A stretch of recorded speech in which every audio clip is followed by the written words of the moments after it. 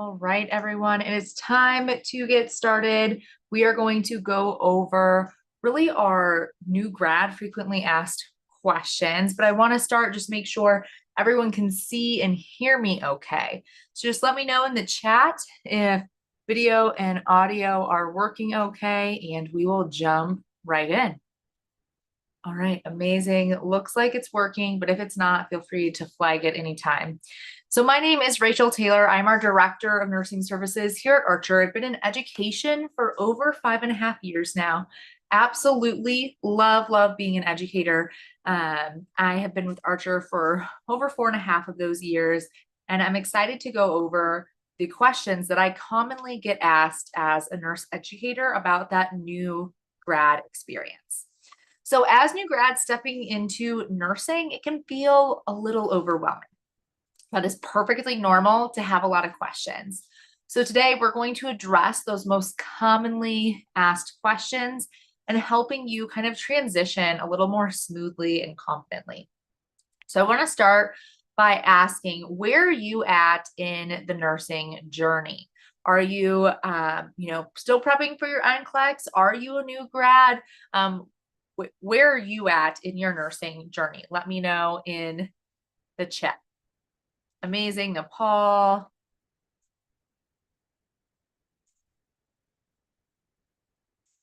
Okay, if you're on Zoom, you should be able to use the chat now. If it wasn't working, it should work now.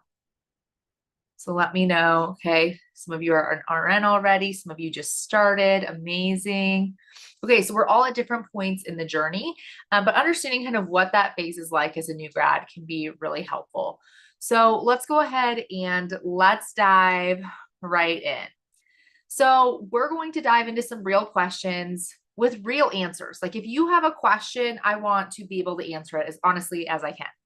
And so we're going to start by addressing a common feeling among new grad nurses.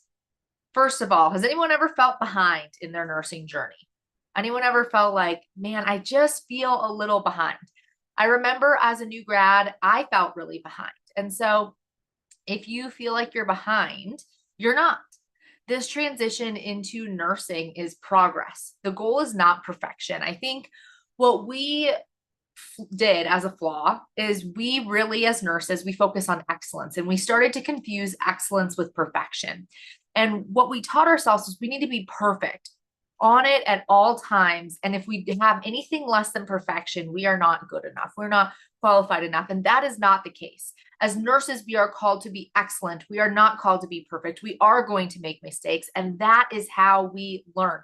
And it is okay to learn. Okay. So you're not behind and you are not alone. Every nurse has been in your shoes. But what I will tell you is it looks different for the new nurse today than it did for the new nurse when I was a nurse. What do you guys think is a big difference from today versus when I became a nurse years ago? What do you guys think some of the differences are? Technology, definitely one of the differences. What else? What are the differences that we see? Scope of practice looks totally different. You're right, from when I first started. What else? Here's the biggest thing. When I became a nurse, I had nurses at the bedside who had been there their entire career who could guide and support me. What happens is a lot of times you all aren't going to have that. A lot of times your most experienced nurse on a unit with you, if you work bedside, maybe 2 years, maybe 3 years, depending where you're at. You might get longer, but it's rare. And so what you have to understand is that you are going to have less experienced nurses that you are working with that are trying to help train you and bring you alongside them. Another difference that one of you pointed out was bedside communication. Absolutely. Bedside communication looks different. I actually just attended a session on this at a conference I was at. Here's the difference. How do most 20-year-olds communicate? I'm not saying you're all 20, but how do most 20-year-olds communicate? They text each other, right? There's a lot of texting, a lot of phone. When I was a new grad, right, we did all of our communication mostly verbally. I was part of the digital charting era. I was not in the paper charting era. But we have lost some of those communication skills, and communication can actually be more challenging, especially when you're communicating across different generations. Okay. So someone said, hey, which package is needed for remediation to send to a board of nursing? Every board of nursing is different. If you want to email me, Rachel@archerreview.com or nursing@archerreview.com, either or will get you to me. I can help you with what you need. Okay. And then the last thing is questions are a part of it. Does anyone feel like you're working a shift, maybe as a student, maybe as a new grad, and you're like, I feel like I can't ask a question because I should already know this? Anyone have that? Anyone have that situation? That's me. I still ask dumb questions, and I always preface with, I have a really silly question to ask, and we shouldn't call them dumb. No question is dumb. No question is even silly. I would rather you ask a question and be safe than you not ask a question and it lead to patient harm. So like really, really important that we're asking questions. And let me tell you, you're going to be asking questions the rest of your career because I'm still asking them. And what I have learned is I don't care if the question makes me look like I don't have enough knowledge. I would rather seek the answer and fill my knowledge gaps than do something without the full knowledge that I need. And here's part of it. We are all in a journey. We are all growing and learning. And so what I want you to all give yourselves permission to do is learn and grow as a new grad and as a nurse. So I think back, right, when I was a brand new grad, okay, do you know how much I knew pharm? I didn't. I felt like I knew nothing with pharmacology, but do you know what I did every day? I learned and I learned and I learned. And finally, as a new grad, I felt really confident with pharm, but it took months. It didn't happen overnight. It took shifts and shifts of me to get there. So as new grads, the other thing that can kind of be natural is to wonder, am I ready to be a nurse? Anyone ever had that thought? If you're on Zoom, you can raise your hand. Yeah, pharm has changed a lot. That's true. Let me know. Anyone ever have that feeling of, am I ready to be a nurse? Maybe I'm the only one that's had that thought. In school, I used to joke about it a lot with my classmates of like, I don't know if I'm cut out for this, right? But what happens is we wonder, like, are we going to be good enough at this on our own without an educator there, without an instructor there, with, once we're fully off orientation, it's us, we're the nurse. I remember working when I was a brand new nurse and I was paired with someone who was training me, and we walked into something and she's like, I've never seen this. She said, I'm not the nurse. I'm going to go get the nurse. And I was like, you are the nurse. She said, I know. I just don't know what to do in this case. And so what I want to remind you is the truth is, I've never met a new nurse that feels completely ready on day one and has zero nerves. I mean, if you feel 100% ready, that you know everything there is to know in nursing day one, there's like an overconfidence level there that we should address. And so it's okay to feel like you don't know it all the first day. Being ready to practice, it's not about having all the answers. It's really about that willingness to learn. And if you show up with the mindset of, yes, I'm going to have this willingness to learn, I'm going to ask questions, you're going to grow. And a confidence is going to grow. And the reason your confidence will grow is that's the result of that repetition and that experience. It's not just going to appear. Now, it's a journey. It is not a destination. Guys, I am still learning as a nurse today. That has not changed, that I am still learning, and it's been years. And so it is truly a journey. It's not like you are ever fully arrived. And here's why. Do you know what's changed a lot? AI, technology, all of that, okay, changes. It changes how we do medicine. And as medicine changes, as it evolves, we have to evolve with it. And so even seasoned nurses, me included, are going to admit, hey, I learned something new almost every shift.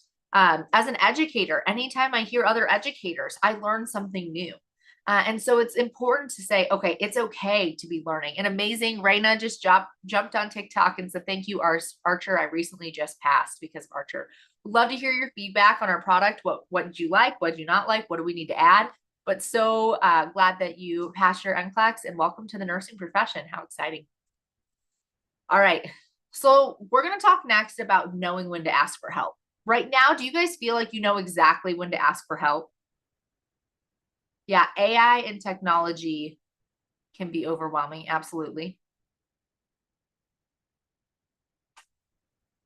Do you guys feel like I 100% know of every time I should ask for help? So the key is to listen to your instinct. If your gut check says, I feel unsure, something feels off, and I don't know what it is, go ask. Go ask someone. Trust your gut. Now, if you're overwhelmed, always come back to time management. What I found for myself when I was a new grad, I really struggled with time management.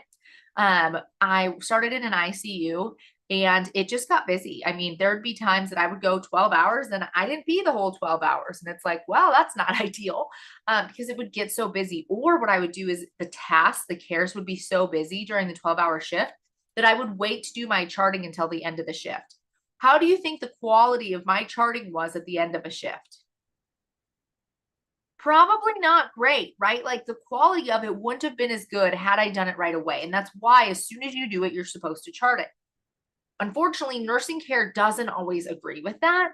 And so what you want to do is you want to be aware, like, am I overwhelmed? How's my time management? And what I found helped me um, is I would actually pre-plan my shift. I would show up to work 15 minutes early. I wasn't allowed to clock in, but I did it anyway. I would show up 15 minutes early and I would pre-plan my shift. I already knew which patients I was getting. They'd already wrote it on the board at that point. And I would pre-plan and have like a time frame for myself. It didn't take me long to do. It just gave me a general guide of what that shift was going to look like. And until I got really comfortable and found what groove worked for me, it helped me so much. And so it's something I would recommend. The other thing is, a 17-year nursing veteran, like an important truth that I've heard from one is asking for help actually can prevent early emergencies. And I really think with this wisdom, it shows us like we're better to be proactive rather than reactive. Because at the point that we're reactive, we can have our client have serious harm come to them. And that's not the goal either. Amazing. I just saw another one. See, Rosa, I just passed my NCLEX yesterday. Thank you, Archer and Mark K. Congrats, Rosa. We're so proud of you. Welcome to the nursing profession. And so really what I want to say here is embracing this mindset. It's going to help support your development, but it's also going to enhance the level of safety you provide for your clients. So let's move on to time management. Who feels like they have really strong time management? Who's like, I got this. I could walk into a shift and I'm going to have the best time management of anyone there. I love that you all are congratulating each other on TikTok for those that passed. That's amazing. Love it. Okay. Who feels like they could walk into a shift and you're like, I have the best time management. I have great time management every time. Who's like, my time management could maybe use a little bit of help. This is where checklists come in. And honestly, AI is amazing to the point that it could make you a checklist. Like, let's just say you're on the same unit, never feed AI patient information, number one. But number two, like what I would do if it were me today, I would say, here's like the general timeline of my shift. Could you just write me a checklist? And it's just going to help, okay, me with a checklist while I'm at the shift. And one of you said, yeah, I manage my shift, but not all time. Yeah, you can't manage all time. Here's the thing. When I worked in the ICU, I was on the code team. I can't decide when someone's having a code or not. I would just have to leave and it would throw me off. But the best thing about my checklist that I had that kind of helped me with time management is now I'm 2 hours off, but now I know what's been done by another nurse while I was away for that code and or where am I at and what do I need to do to catch up? And so that's kind of the best part of it is like you can have emergencies happen, you can have things go wrong, but yet you are ready for what you still need to do because you've pre-planned it, if that makes any sense. The other thing I really recommend doing is clustering care. Who feels really strong at clustering care? Especially if you're a student. If you're a nurse already working bedside, you've probably got this down. But anyone still a student and clustering care? What clustering care does is it really helps you manage more effectively. And you're just always going to need to adapt. That's the thing. Whenever you do a checklist, whenever you do like a time clock, like I used to do, you have to adapt. It is never rigid in nursing. And so that's really the important point to kind of pay attention to. So the next thing that kind of gets asked by new nurses is what if I can't keep up with experienced nurses? Here's my thing. Is the expectation for you to keep up with the experienced nurse? What do you think? Just put a yes or no. Should you have to keep up with the experienced nurse? No, I expect it to take you longer. So when I was the charge nurse in the ICU, if I had a newer nurse working on the unit, guess what?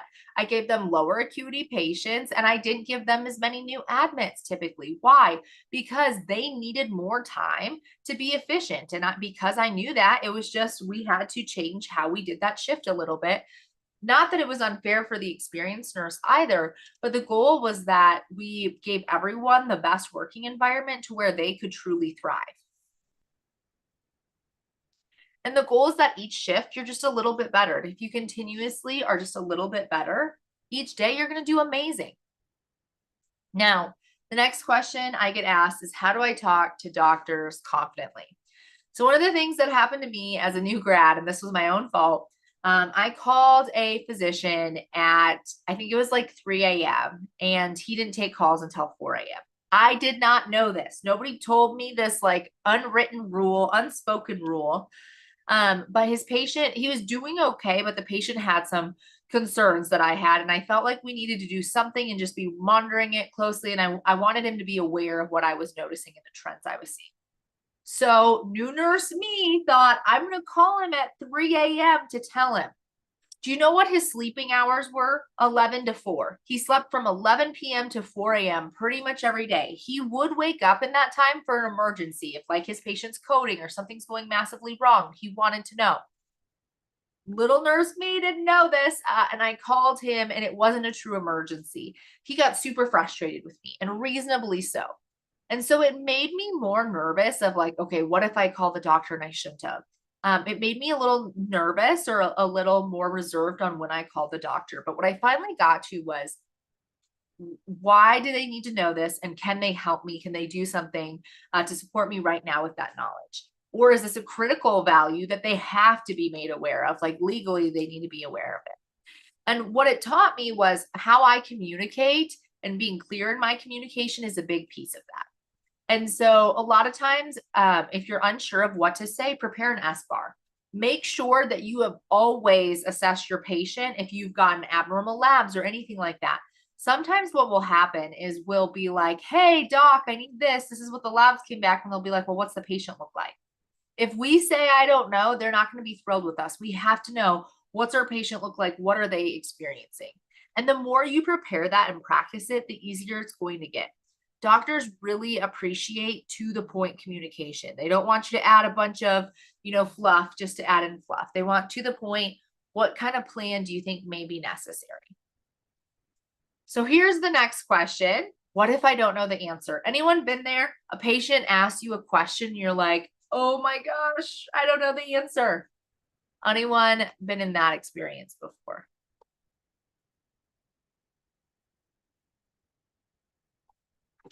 No, everyone's had the answer every time. Okay. One of you is like, yes, I've had a time where I didn't know the answer. That happens to everybody. I have had times where patients have asked me questions and I'm like, I don't know. So how do we respond in that case? Really, the professional way to say it is, I'm going to go check. I'm not 100% confident in my answer, so I'm going to get back to you. And what I will say is I would 100% always appreciate someone who does that over giving me the wrong answer.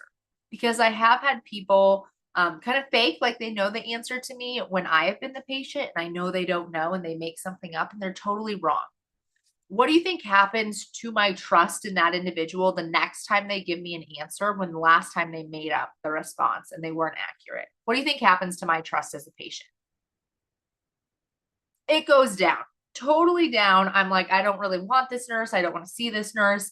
I don't like the care that I'm getting, right? And so we don't ever want our patients to question, are they safe with us?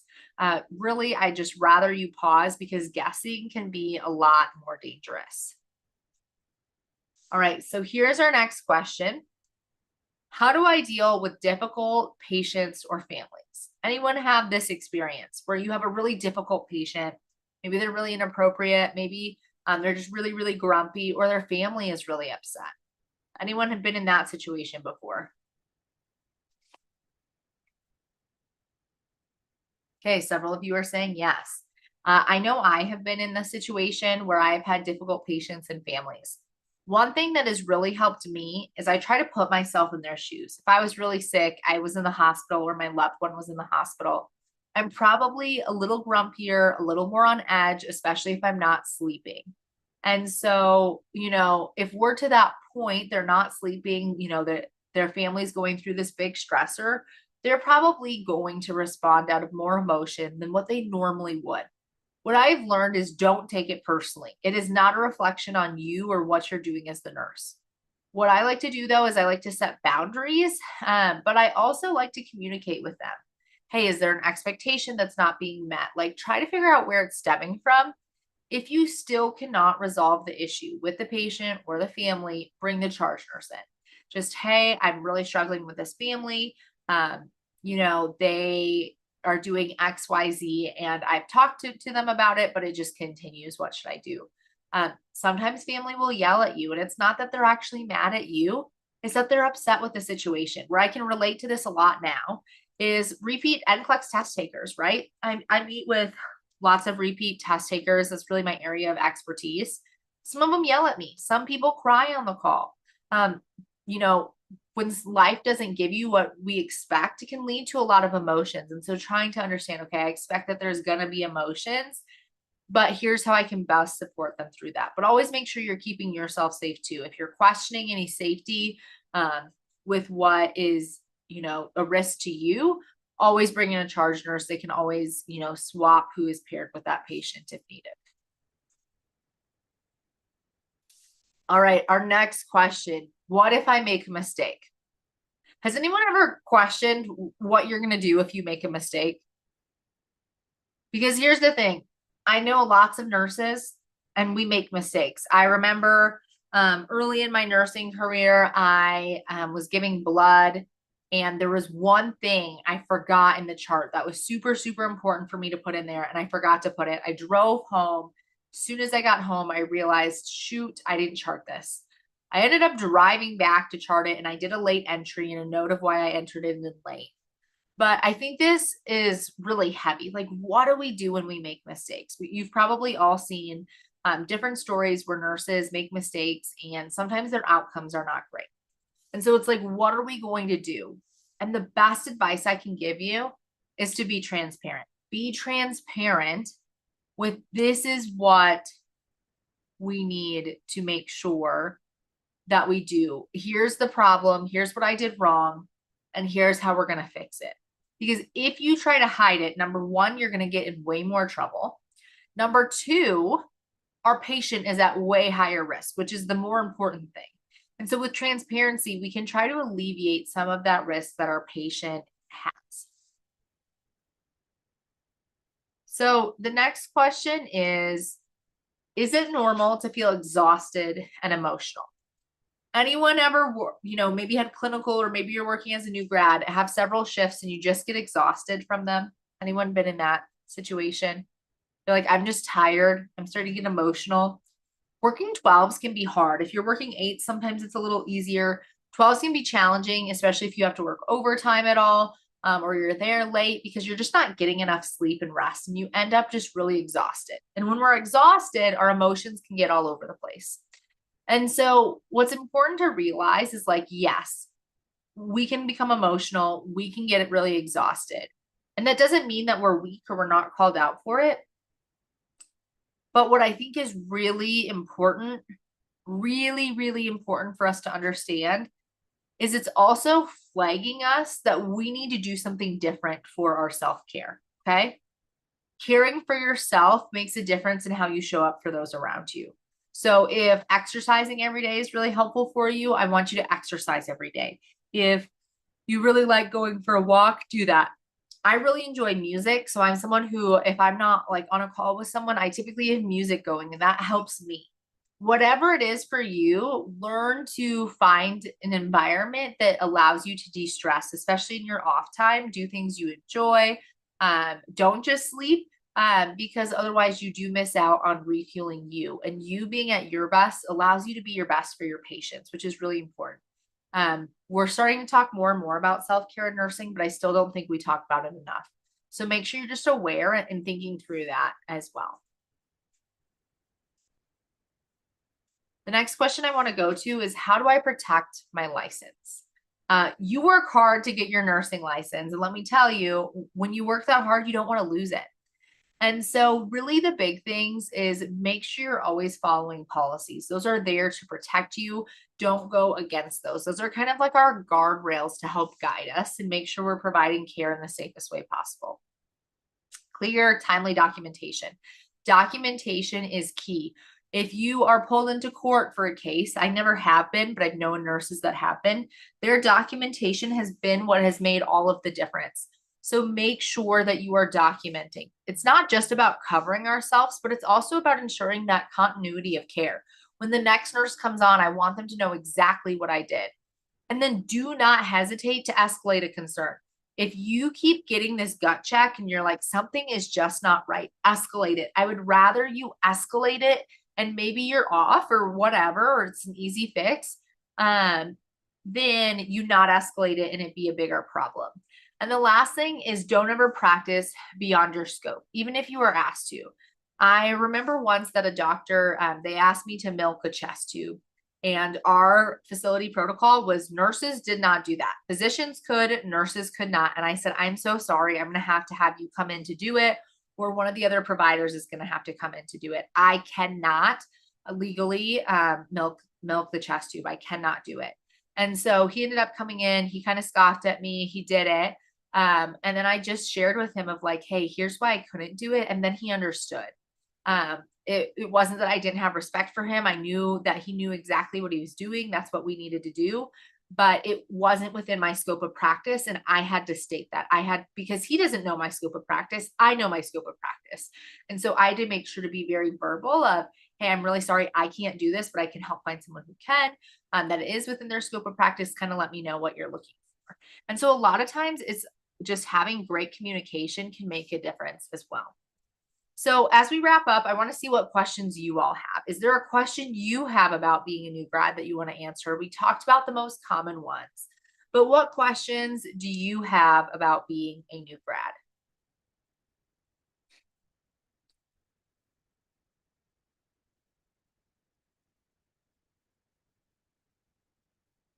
Okay, amazing. We had one question on TikTok come in. Hi, I purchased into the exit exam last night. My score was an 86% with a very high test in a week. That's incredible. Anyone who gets a very high, how we kind of collected what a very high was students who took our test and then went and took the NCLEX and gave us the results.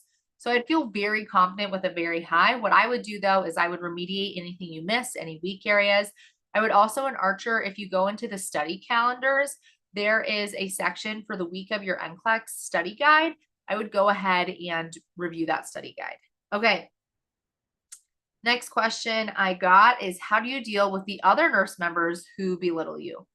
Unfortunately, I thought eating your young would stay from when I was a new grad. It didn't. It's continued to go on, where some people continue to eat their young. There are going to be some people that are going to be harder to work with than others. But what I would really recommend is advocate for yourself to the level that you can. For example, I would let your charge nurse know, like, hey, this keeps happening. I've addressed it with the individual and they keep doing it. But you can always kindly say, hey, like, I'm looking to you for advice. You know more than me. But when you respond to me that way, you are hurting my feelings, or this is affecting me. Let the person know, like one-to-one. If they continue to do it, bring it to the charge nurse. There's not place for me for belittling others in the nursing world. We have to help elevate each other. And if we're not doing that, we are not doing our role as nurses. In my mind, any nurse should bring others alongside them and help them get better, because that is how we help our profession grow. And then, and someone said, I've seen even charge nurses do this. Then you go to the unit manager. So there's always a next level. So you go to the person directly and then you go to their next level until you have someone who is helping you. And sometimes what it is too is what I always like seek guidance on is, hey, could you help me understand how I could word this more effectively too, so that I'm not bothering them? And take what is in your control and do what you can with that. Sometimes it is out of your control, but do what you can that is within your control. Okay, a couple other questions. Need to prepare for practical nursing registration, waiting for ATT. Which one should I took? If you're going to do like PN NCLEX prep, I would do our SurePass PN NCLEX prep would be my recommendation through Archer. And then someone said, I pass my CAT exams regularly. So that means you're really strong at how the test adapts to you. You're not self-analyzing, which is great. But I can't pass readiness assessments. So if you're not passing readiness assessments, this shows me a knowledge gap is there. So I would work to remediate on any weak areas. And what I would also do is I would make sure that you are following a study plan consistently that's helping grow you. If you continue to score those lows, I would work with a tutor. A tutor can really help you improve your scores. All right, everybody, that is all the time I have for today. I hope you got benefit out of being here. Any other questions? Do you guys feel like today was helpful just to talk about some of the new kind of, or the most common questions that new grads have?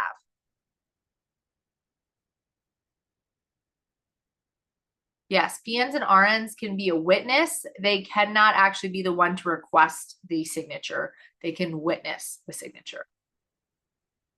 All right. Thank you guys for joining. If you are joining on TikTok and you found this helpful, most of the time we do a lot of NCLEX topics. If that's something you're interested in, you can just go ahead and follow and subscribe, and you'll get a notification anytime we go live. All right, guys, I hope you have an amazing Tuesday, and we'll see you next time. Thanks for being a part of the Archer Review community, and we're rooting